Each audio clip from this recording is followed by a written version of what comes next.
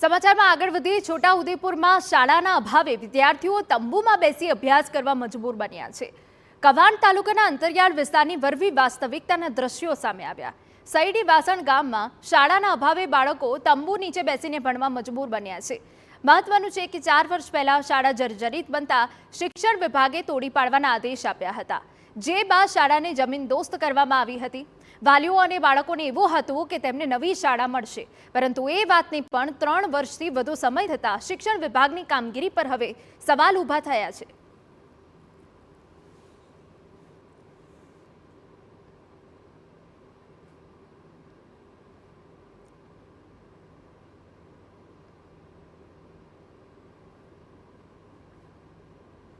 सरकार श्री विकासनी वातो करे छे पण अमारे विकासथी अमे वंचित छे। अमे मजबूर थईने अमारा बाळकोने जीवना जोखमे आ परिस्थितिनी अंदर भणवा मोकलीए छे। हवे हाल वरसादनी सीजन छे, अहींया वरसाद होय तो पाणी टपके छे अने वधारे पड़तो वरसाद होय तो बाळकोने घरे बी मोकलवानी फरज पड़े छे। एटले अमे अमारा बाप दादाओ शिक्षण मेळव्युं नथी अने अमे अमारा बाळको शिक्षणथी वंचित ना रहे ते माटे अमे सरकारश्रीने रजूआत करीए छीए मीडियाना माध्यमथी के जेम बने एम अमारी शाळानी अंदर शाळानुं काम चालू करे एवी अमारी मांग छे।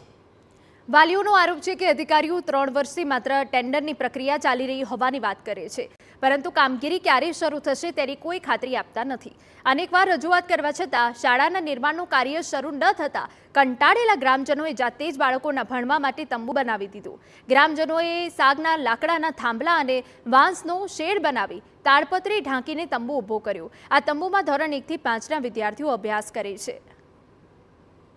અમે છે બંબુ અને લાકડા ને જે ગામના લોકો આવે એમના અમે બોલાવીએ છીએ અને બધા મળીને અમે છાપરું બનાવીએ છીએ। દર વર્ષે 4 વર્ષથી આવું કરીએ છીએ અને અમે આગળ રજૂઆત કરતા અમને જવાબ મળે કે ટેન્ડર કોઈ લેતા નહીં એમ। તો ટેન્ડર લેતા નહીં તો એને અમારે એમને જ કરવું પડે ને અમારેથી થોડું કરવાનું છે।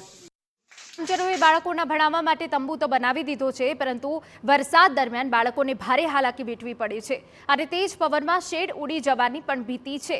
ત્યારે વાલીઓએ તાત્કાલિક ધોરણે શાળા બનાવવામાં આવે તેવી સરકારને માંગ કરી છે, પરંતુ ગરીબ બાળકોની તંત્રને કંઈ પડી ન હોય તેમ લાગી રહ્યું છે। કટોલ ફળિયા એમાં ધોરણ 1 થી 5 ની નિશાળ હતી, એમાં 2 રૂમ જર્જરિતના કારણે એને તોડી પાડવામાં આવી। આજે 4થું વર્ષ થાય તમારી નિશાળ મંજૂર છે એવું કહે છે, પણ હજી સુધી બનતી નથી। તો અમારે દર વર્ષે ગામ લોકો ભેગા મળીને જંગલમાંથી વાંસના ટોકરા કાપી લાવીને એને તારેથી સરખી રીતે બાંધીએ, તાડપત્રી સરખી મૂકીએ। વાવાઝોડામાં ઉડી જાય તો ફરી પાછી એને અમારે સરખી કરવું પડે છે। जिला शिक्षण अधिकारीનો દાવો છે કે સ્કૂલ બનાવવા માટે ટેન્ડરિંગની પ્રક્રિયા ચાલુ છે। હાલની સ્થિતિને જોતા કોઈ વૈકલ્પિક વ્યવસ્થા કરવામાં આવશે। કવાંટ તાલુકાની ગટાઓલ પ્રાથમિક શાળામાં હાલ વિદ્યાર્થીઓ જે પરિસ્થિતિમાં રહીને બેસીને અભ્યાસ કરી રહ્યા છે તેના માટે આચાર્યશ્રી સાથે વૈકલ્પિક વ્યવસ્થા કરવા માટેનું આયોજન અને સૂચના આપી દેવામાં આવેલ છે। ગટોલ પ્રાથમિક શાળાના જે ઓરડા બાબતના જે પ્રશ્નો છે એના માટે સમગ્ર શિક્ષા ગાંધીનગર દ્વારા ટેન્ડરિંગ પ્રોસેસમાં હાલ ચાલી રહી છે। ટૂંક સમયમાં ટેન્ડરિંગ પ્રોસેસ પૂર્ણ થયેથી ઓરડાની કામગીરી શરૂ કરવામાં આવનાર છે। છોટાઉદેપુર જિલ્લાનો અતિ દુર્ગમ વિસ્તાર કે જ્યાં બાળકો છે તેમના ભાવિનું ઘડતર કરવા માટે એક એવી શાળાએ આવે છે કે જ્યાં દિવાલો જ નથી। હું તમને બતાવવા માંગીશ કે આ જે શાળા છે કહી શકાય ખાલી શાળા છે, વાલીઓ કહે છે શાળા છે, બાળકો કહે છે શાળા છે, પરંતુ આપ જોઈ શકો છો કે ખરેખર આને શાળા કહી શકાય ખરી? આપ જોઈ શકો છો કે તંબુ જે છે એ તાડપત્રીના સહારે એક તંબુ ઊભો કરેલો છે અને આ જે તંબુના સહારે આ જે બાળકો છે એ બાળકો અહીં 56 જેટલા અભ્યાસ કરી રહ્યા છે। હું તમને એ બતાવવા માંગીશ કે આ જે શાળા છે એ શાળાની નથી દિવાલ। જોઈ લો આપ કે આ જે શાળા છે તેની દિવાલ નથી। એટલે પરિસ્થિતિ એ હશે કે ઉનાળાના સમયની અંદર આ જે બાળકોની શું સ્થિતિ થતી હશે, શિયાળાના સમયની અંદર શું સ્થિતિ થતી હશે। હવે જે ગંભીર વાત છે ચોમાસાનો સમય છે અને ચોમાસાના સમયની અંદર બાળકો કઈ રીતના અભ્યાસ કરતા હશે એ વિચારવા જેવી વાત છે।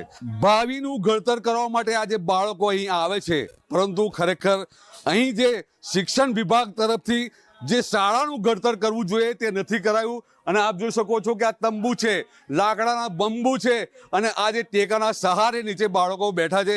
પવન આવે તો શું થાય એ પણ એક વિચારવા જેવી વાત છે. આમ તો કહેવામાં આવે છે ભણશે ગુજરાત, સૌ ભણે સૌ આગળ વધે, પરંતુ ખરેખર શું ગુજરાત આ રીતના ભણશે? મકબૂલ મંસૂરી, TV9, છોટાઉદેપુર.